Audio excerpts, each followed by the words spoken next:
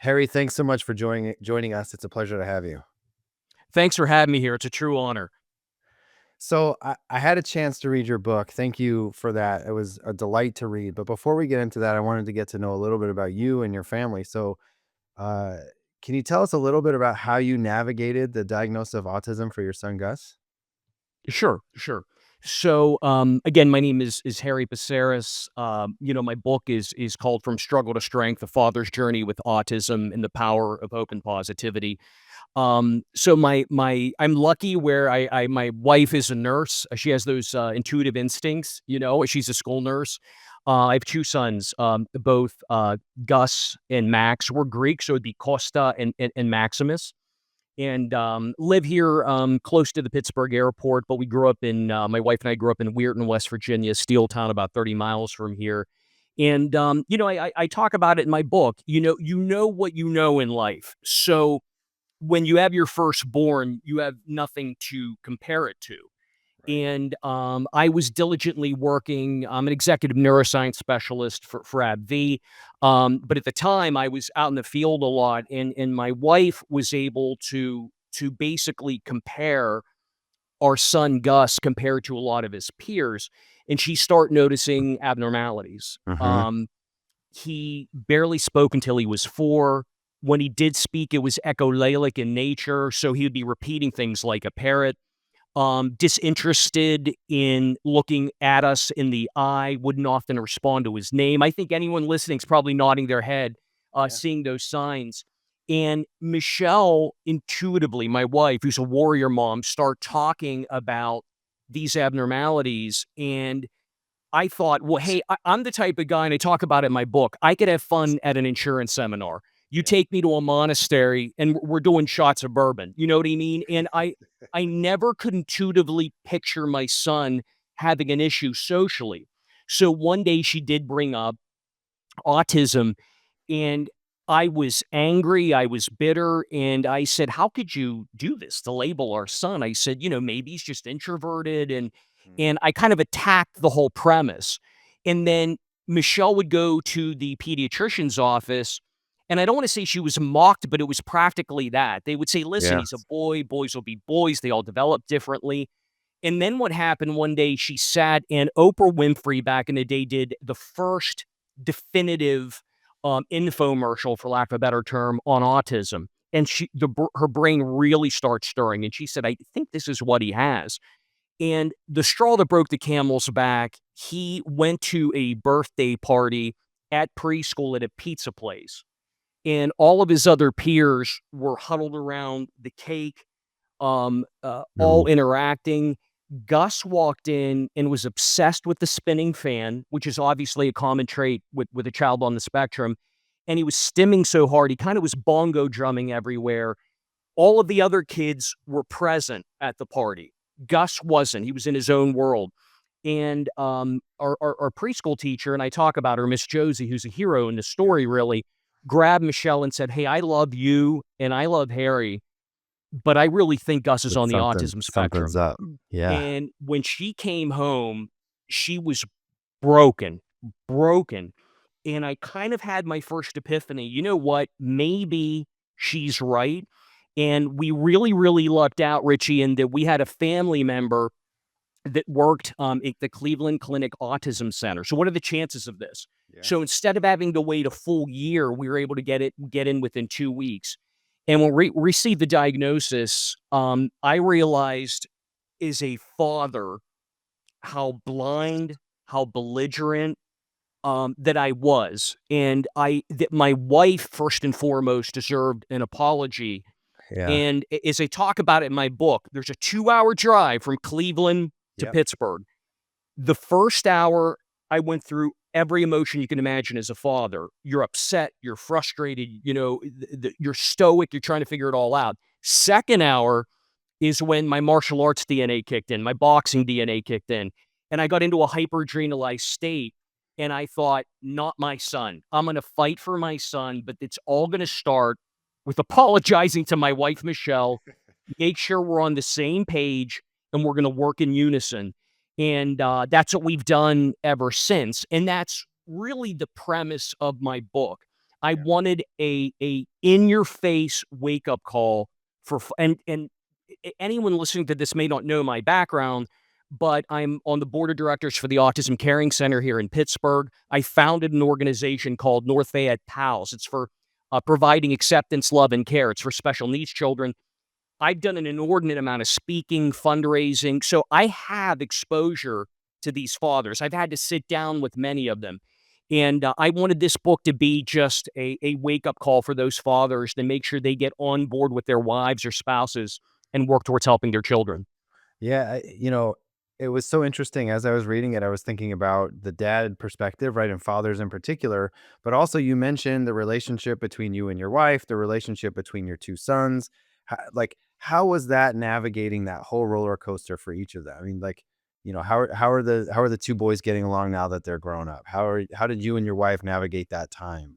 That's So, it's a great question because the family dynamic is important, so let me right. start there. My wife and I, thankfully, once I came out of that belligerent abyss, we're on the same page. And I use the analogy in my book, my wife and I kayak, and put us on an individual kayak.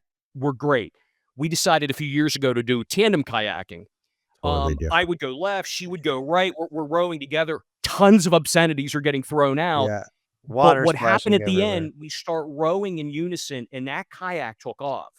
And I talk about that analogy because when you're rowing in unison, you start working towards helping your children. But what we tried to do, a child on the spectrum can by default require extra care. What we've always tried to do with our 2 sons, and just so everyone understands right now, Gus is 21, my youngest son, Max, is 18, plays football for Allegheny College in Meadville, Pennsylvania. Gus attends Kent State University as a junior, but they were a few years apart. But what we would try to do was spend an equal amount of time, focus on both. And where I've been, and I will tell you, they're both very different. I call Gus my happy hippie. Gus is this beaming ray of light positivity. He's taught us more than we've ever taught him. Max is he's a tough kid. He's 5'9", 5'9" and a half, 195 pounds of muscle, a jock, a tough guy.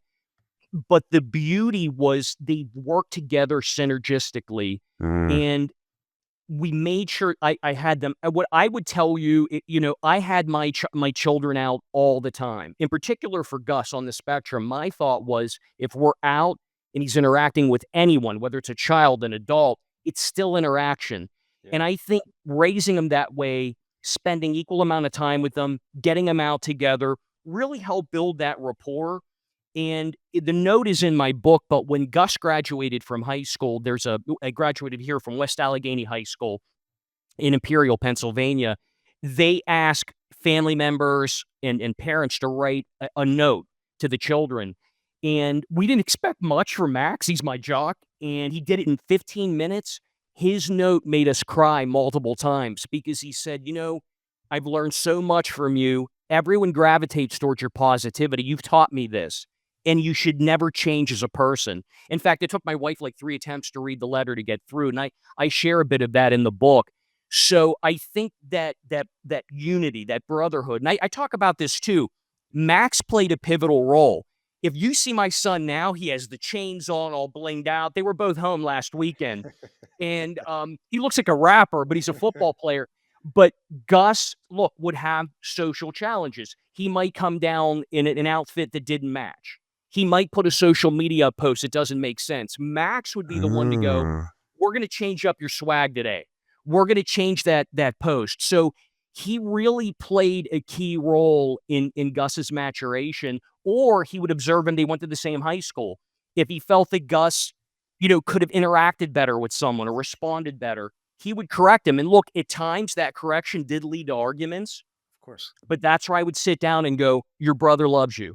He's just trying to help you out. I understand you're a little frustrated at times, but this is what we're trying to do. Yeah. So I don't want to say we perfected it. You never perfected, and Gus Just is still a no. work in progress. Our family unit's still a work in progress. But overall, my wife and I really have worked in unison and tried to unearth every modality we could to help Gus.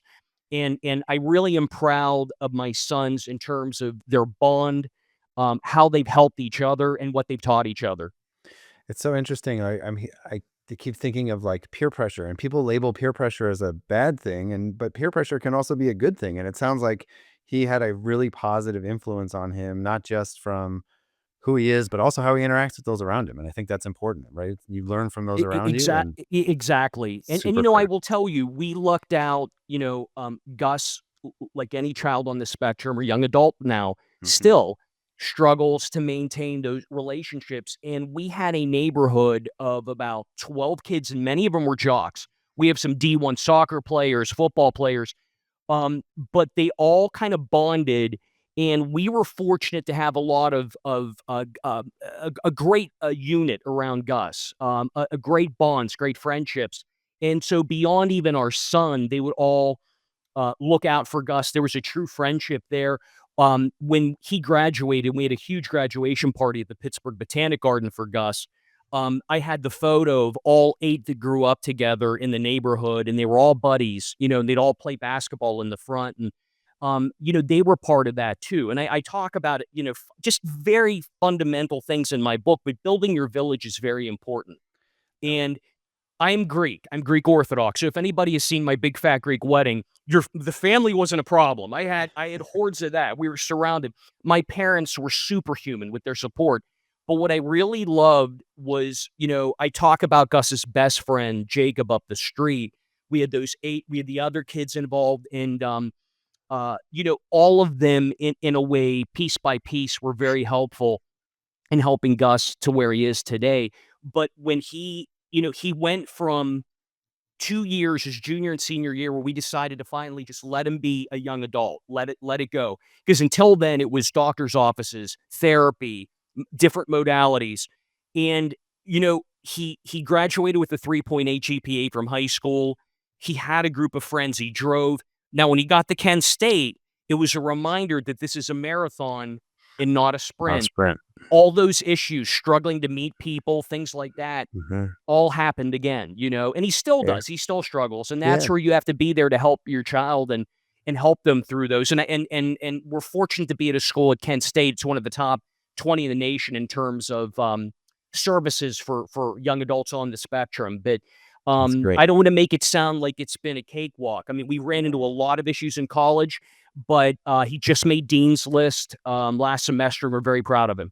That's amazing. I no, I you're definitely the thing I took from what you're saying now and from your book is that it has been a roller coaster for you, for your whole family, and for those around you. But I think one thing I just want to pull out is that you have really built a social network both for yourself and for your boys, and yourself, your wife, your family, all inclusive, right?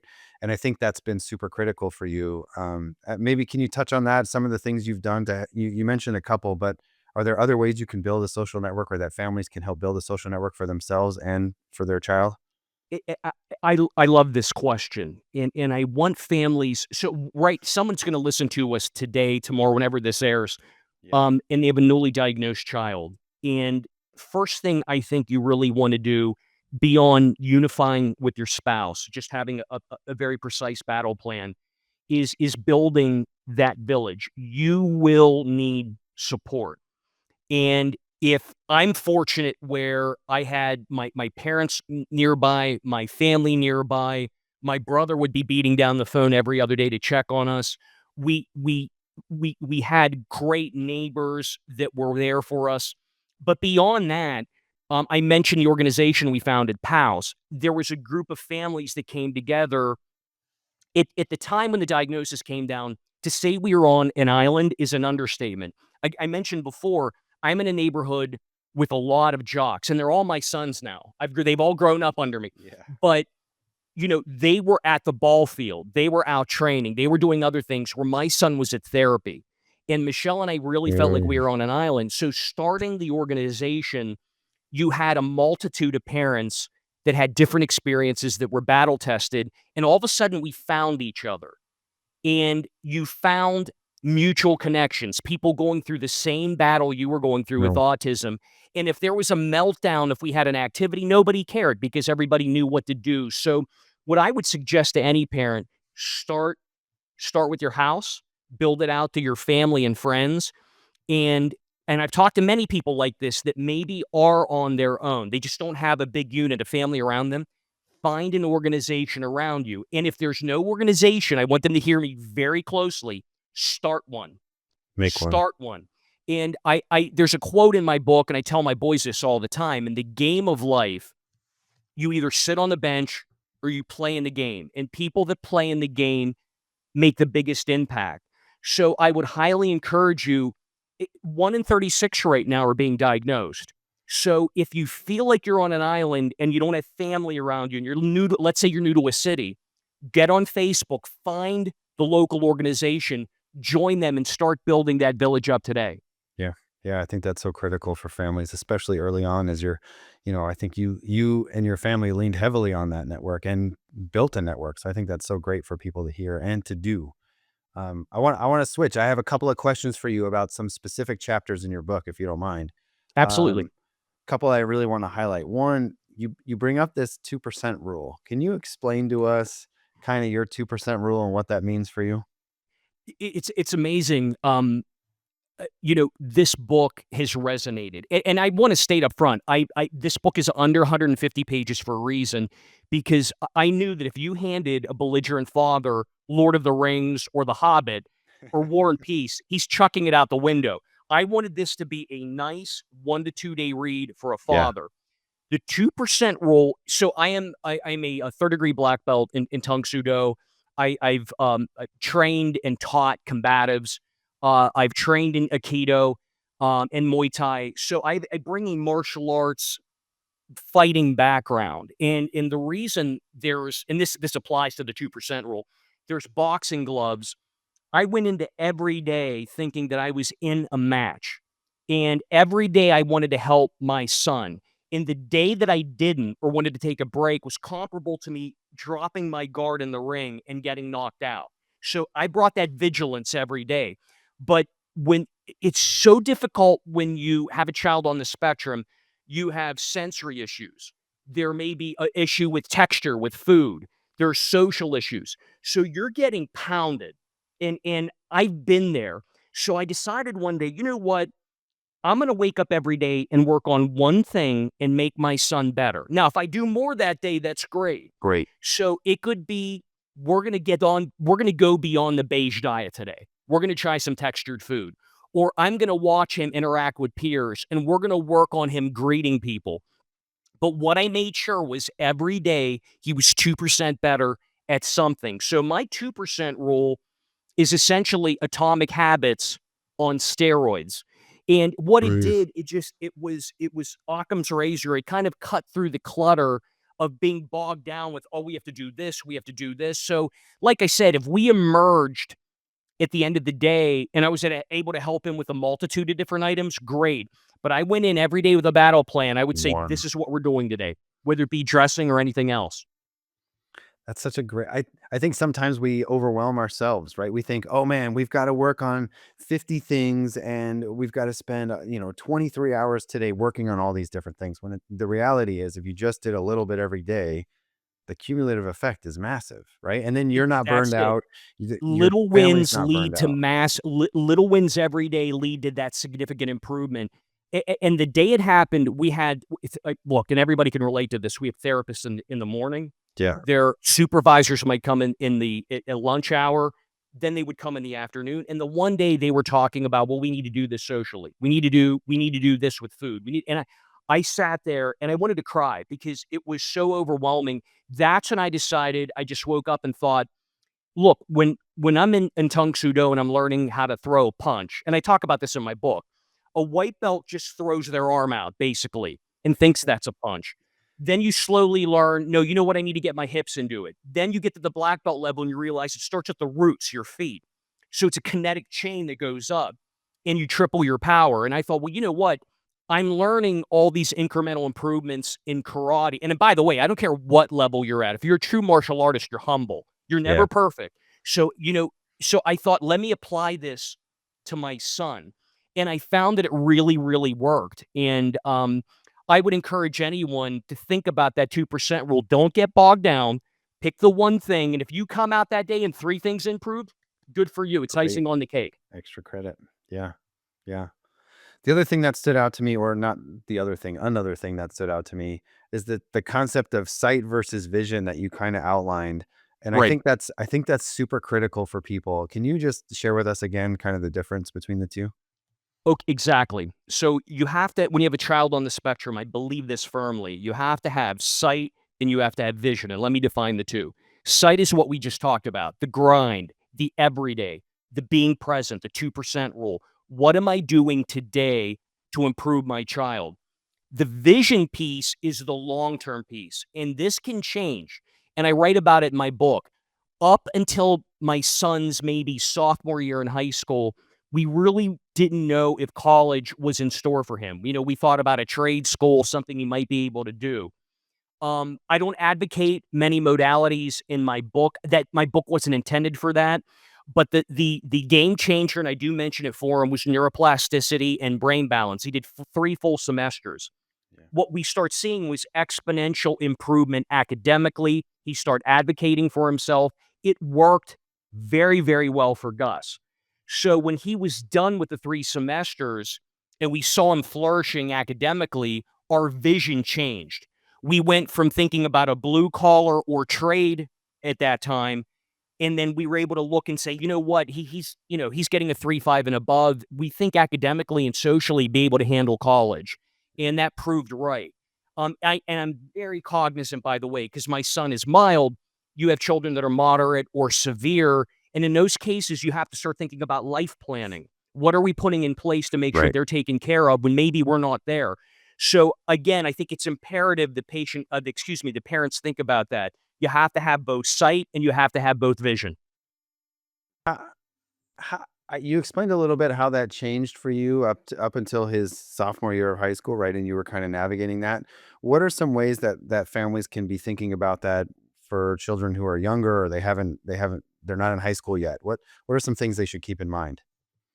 I think what's important and I know it's tough to say this, in particular with the vision piece, you have to assess the skills your child's skill set.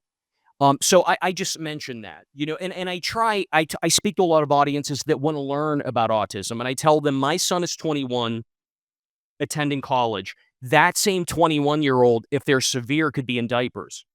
And Right. and I hate to say that that's a harsh reality.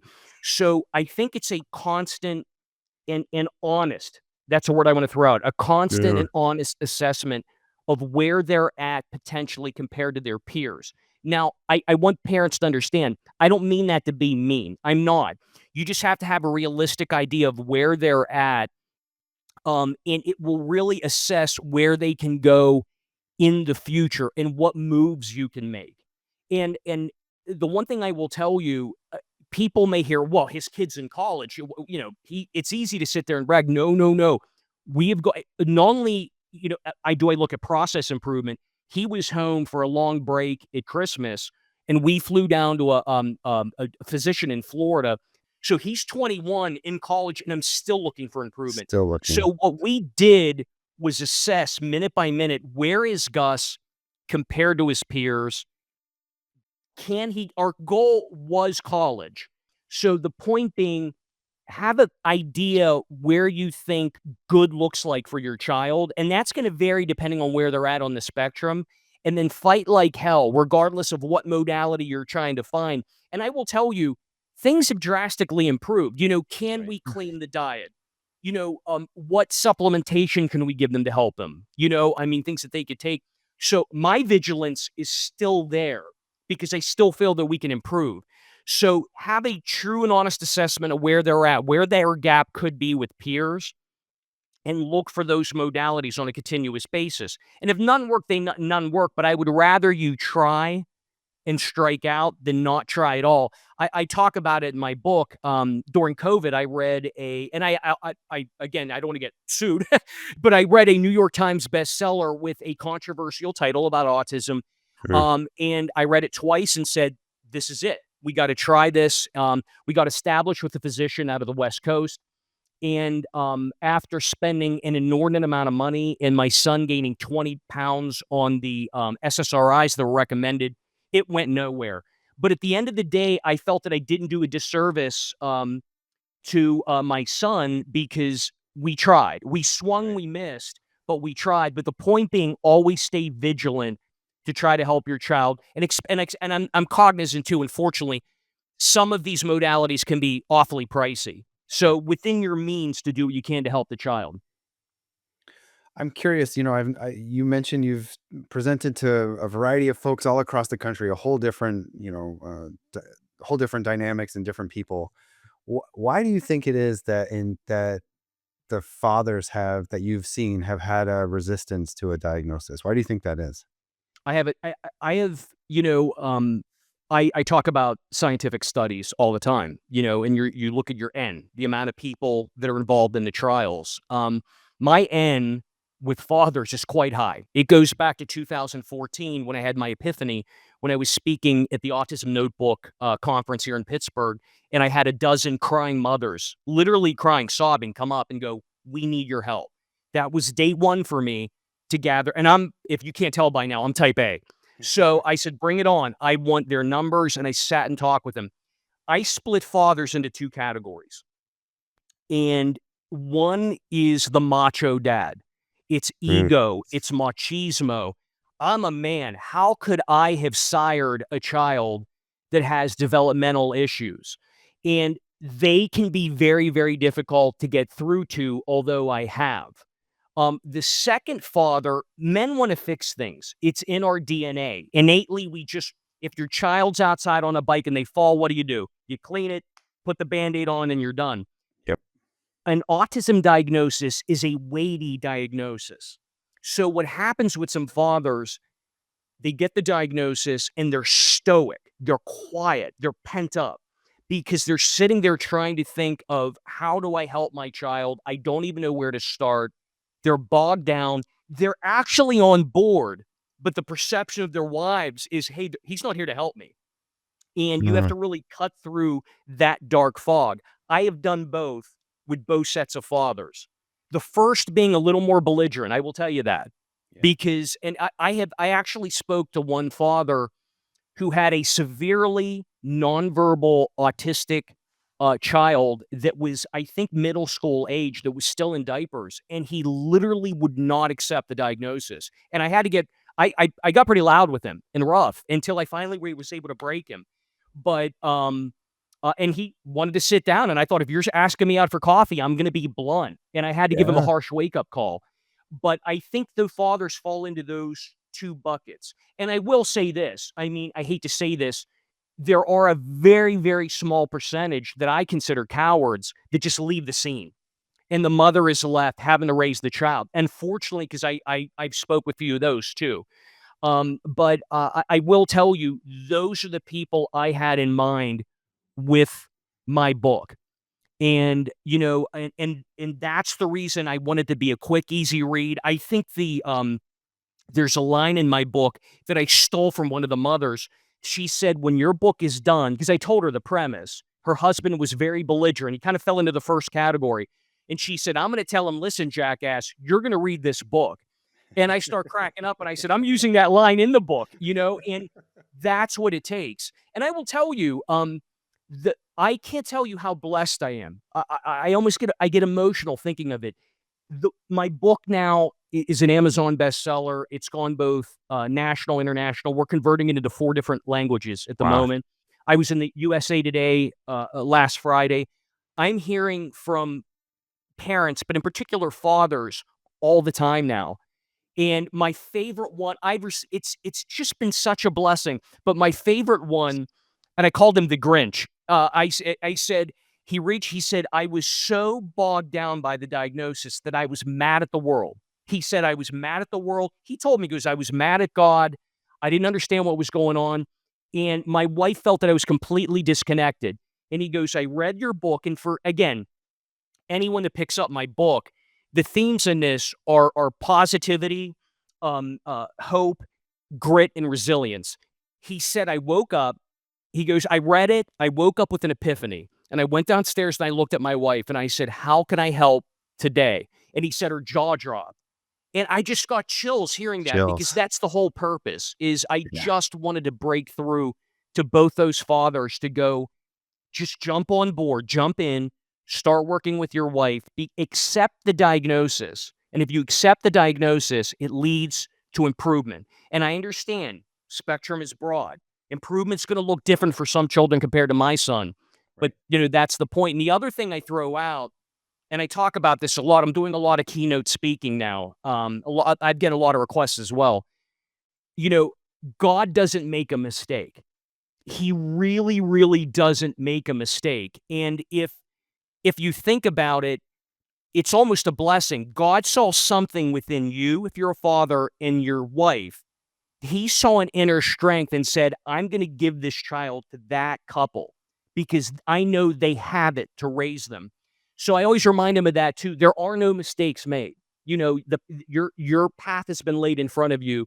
You should consider it an honor, not some sort of a stigma or scarlet letter. Accept the diagnosis, attack the diagnosis. I go to Sun Tzu, know thy enemy. So when I was coming on the way home, I quote Bruce Lee and Sun Tzu quite a bit in my book. And I said, know thy enemy. I saw autism as my enemy, not my son, but the autism. And I said, I'm going to attack it and help this child every step of the way. Harry, what's one thing you hope that, like, if you fast forward 5 years, what's one thing you hope comes out of you writing your book and comes out of your public speaking and the engagement you had with the I, autistic community? I get, here's what I hope. Anybody listen, and if you see me choking up, anybody listening to this, I'm a passionate guy. I'm Greek. I come from the same DNA as King Leonidas. We have something called philotimo, I talk about in my book. It's worth anybody Googling. Philotimo is known as the Greek secret. And there really is no definition, but I will give you a definition.